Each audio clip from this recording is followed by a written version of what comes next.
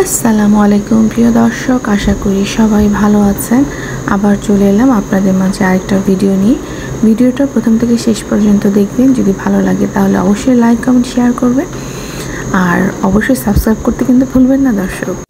দর্শক যেহেতু আমার টাইমিংটা আমি খুব বড় বেশি ভিডিও করি না, সেই জন্য আমি সবাইকে নিয়ে একটু একটু করে কথা বলবো। তো প্রথমে আসি হচ্ছে আমাদের সাবিনুর আপাকে নিয়ে। সাবিনুরের কমেন্ট বক্সে অনেক নতুন ইউটিউবার কমেন্ট করেছে যে তাদেরকে যেন প্রমোট করা হয়। সো সেই নতুন ইউটিউবারদের উদ্দেশ্যে একটা কথাই বলি, আপনারা ভুল জায়গায় নক করতেছেন।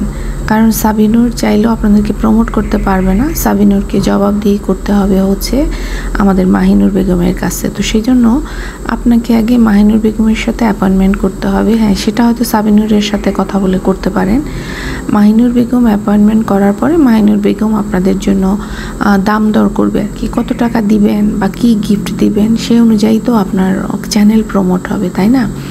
বুঝতেই পারতেছেন যে আপনার চ্যানেলের টাকা দিয়েই কিন্তু মাহিনুর বেগমের মালয়েশিয়াতে ধুমসে শপিং হচ্ছে। তো এটা অবশ্যই মাথায় রাখবেন। হ্যাঁ, ভুল জায়গায় নক দিবেন না। সেজন্য আপনাদের উদ্দেশ্যে আমি কথাগুলো বললাম। বিশ্বাস না হলে মিলিয়ে নেবেন দর্শক, ঠিক আছে? কারণ দেখেন, মাহিনুর বেগম কিছুদিন আগেই 2 লাখ টাকা দিয়ে তার মেয়ের জামাইকে আইফোন কিনে দিল। তারা নিজেরা আইফোন কিনলো, বিয়ে খুব ধুমধাম করে করলো। এখন তারা মালয়েশিয়ায় গেছে, এতগুলি লোক শাশুড়ির টাকায় মালয়েশিয়ায় গেছে, টিকিটের টাকা শাশুড়ির টাকা দিয়ে গেছে। কিন্তু সেখানে গিয়ে আবার S24 আলট্রা কিনলো, যেটার দামও প্রায় 2 লাখ টাকার কাছাকাছি, ঠিক আছে? তো এইসব টাকাগুলি কি মনে করেন একটা সাধারণ যে একটা কৃষকের মেয়ে, যে কিনা এক সময় মানুষের বাসায় কাজ করে সংসার চালাতো, যে যার কিনা কোনো শিক্ষা নেই, সে এই টাকাগুলো কোত্থেকে পায় দর্শক?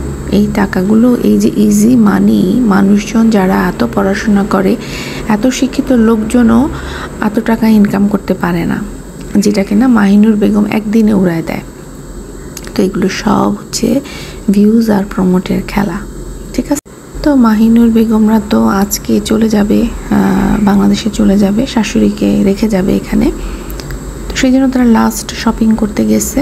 যেই মার্কেটে ওরা প্রথম গেছিল সেখানেই যায়। প্রথম ফাতেহা নিয়ে যেত, কিন্তু এখন ওরা জামাই বউ স্মার্ট হয়ে গেছে, বুঝে গেছে কীভাবে যেতে হয়। এটা গ্র্যাব করলেই হয়ে যায়। তো সেটা ফাতেহাও করে দিতে পারে বা ওরা নিজেরাও করে নিতে পারে, সেটা ওরা বুঝে গেছে। তো এখন ওরা বাচ্চা কাচ্চায় রেখে ফাতেহার কাছে ওরা নিজেরাই যায় শপিংয়ে। তো শপিংয়ে যাওয়ার সময় দেখলাম যে তো তিশা আর বাপ্পি হচ্ছে গাড়িতে বসেছিল। তো সম্ভবত দর্শকরা বলেছিল যে নতুন যে মোবাইলটা, সেটা দিয়ে ভিডিও খুব একটা ভালো হচ্ছে না। তো তখন তিশা বলল যে রোলেট করলে জিনিসটার ঠিক হয়, মানে কিছু একটা বলতে চাচ্ছিল। তো আসলে ব্যাপার, আর বাপ্পি সেটাকে থামিয়ে দেওয়ার চেষ্টা করতেছিল।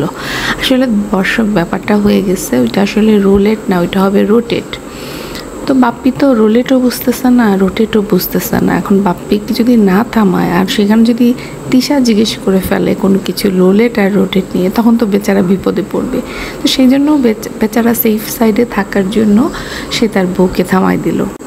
তো এই প্রসঙ্গে একটা কথা বলি, আমার আসলে ফাতেহার জন্য মাঝে মাঝে খুব মায়া লাগে। কেন জানেন? কারণ ফাতেহার আসলে এই পৃথিবীতে মা ছাড়া, ভাই ছাড়া কিন্তু আর কেউ নাই। এখন ভাইটা তো হচ্ছে পুরাই একটা বেহায়া কুলাঙ্গার। ভাইটা হচ্ছে বোনের পিছ মানে বউয়ের আর বউয়ের শ্বশুরবাড়ির লোকজনদের পিছনেই সারাক্ষণ ঘুরে। সেটা আপনারা দেখেছেন, আমরা সবাই দেখি। আপনারা এখন বলবেন এটা কি খারাপ? না, খারাপ কিছু না, কিন্তু মায়ের প্রতি বা বোনের প্রতি যে একটা দায়িত্ব আছে, সেটাও তো তাকে করতে হবে, তাই না? কেন বললাম জানেন? কারণ হচ্ছে শ্বশুরবাড়ির লোকজন কিন্তু এই যে আপনি আপনার বাপের বাড়ির লোকজনের জন্য কারি টাকা দিয়ে গিফট কিনে নিয়ে যাবেন, এটা কিন্তু শ্বশুরবাড়ির লোকজন পছন্দ করে না। বিশেষ করে ননদরা কিন্তু তখন প্রচুর প্যাচ লাগায়। কিন্তু সেক্ষেত্রে আপনি দেখেন, এই যে নাম কি ওর, ফাতেহা নিজের হাতে তার ভাবির জিনিসপত্রগুলো গুছাই দিচ্ছিল এবং হাসি মুখে কিন্তু গুছাই দিচ্ছিল। কোনো রকম কোনো হিংসা বিদ্বেষ কিন্তু সে প্রকাশ করে নাই। আর ওইদিকে বাপ্পিকে দেখেন কি সুন্দর করে শ্বশুরবাড়ির গিফটগুলো সে নিয়ে যাচ্ছে।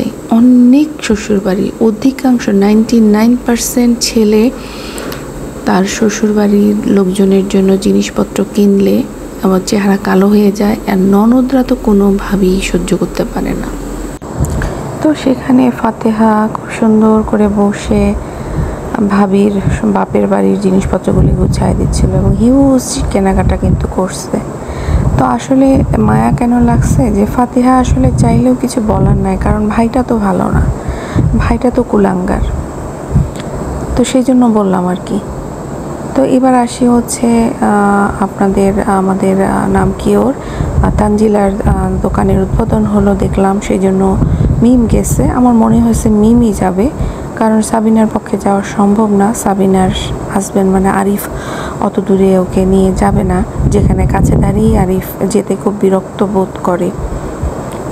তো যাই হোক, আর মিমের আসলে ওই যে বললাম যে ওর আসলে নিজেরও ব্যবসার জন্য কেনাকাটা আছে, সেই জন্য গেছে। তো উদ্বোধন করলো, ভালোই লাগছে। মিমে তানজিলার যেমন সুন্দর চিন্তাভাবনা ছিল যে ওর দোকানের যে সালোয়ার কামিজগুলি সেখান থেকে ওরা যারা খুব কাছের লোকজন তারা পরবে, যেমন ওর শাশুড়ি, চাচি শাশুড়ি, ওর খালা শাশুড়ি প্লাস ওর নিজের খালা পরবে। তো আসলে কাপড়ের যে সিলেকশনটা নির্বাচন করাটা আমার পছন্দ হয় নাই, বিশেষ করে নাম কি ওর তানজিলার সালোয়ার কামিজটা একদমই ভালো লাগে নাই, একদমই সাদাসিধে লাগছে। তবে মিমেরটা ভালো লাগছে, যদিও খুব সিম্পল কটন কাপড়ের মধ্যে জামা কাপড়। ওদের আসলে একটু গর্জিয়াস, অ্যাটলিস্ট এই প্রোগ্রামের জন্য কিছু গর্জিয়াস কাপড় উঠানো দরকার ছিল, তো যেটা আসলে তানজিলা করে নাই। এখনও তানজিলা আসলে বুঝে উঠতে পারে নাই সব কিছু। তারপরেও যতটুকু বিভিন্ন চ্যানেল দেখে হয়তো নিজেকে গুছানোর চেষ্টা করতেছে। তো মিমকে ভালো লাগছে, মিমের হলুদ জামাটা সুন্দর লাগছে, আদবিয়াকেও ভালো লাগছে।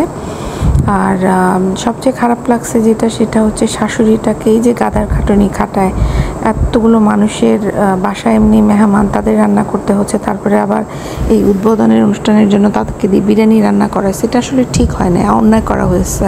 কারণ এইটুকু প্রোগ্রামের জন্য অ্যাটলিস্ট বাইরে থেকে খাওয়ার অর্ডার করলেই হয়ে যায়। তো আসলে ওই যে ভালো বোকাশোকা শাশুড়ি পাইছে, তো সেই জন্য করাই নিচ্ছে। যদি এখানে কোনো শয়তান শাশুড়ি থাকতো না, তাহলে ওই বউকে দিয়ে সব করাইতো, বউই টাকা পয়সা দিত আর বউকে দিয়ে রান্না বান্না করাই নিত।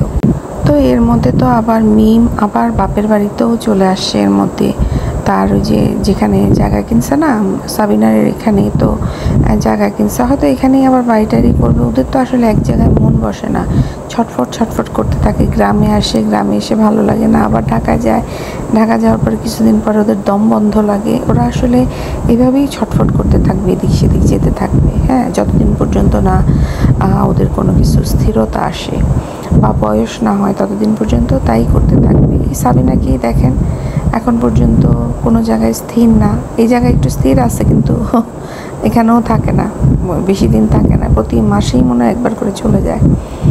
তো যাই হোক দর্শক, ওইদিকে তো শারমিনকে নিয়ে বলার অনেক কিছু আছে, আরেকটা ভিডিও নিয়ে আসবো। সেই পর্যন্ত সবাই ভালো থাকেন, আমাকে সাপোর্ট করেন। আল্লাহ হাফেজ।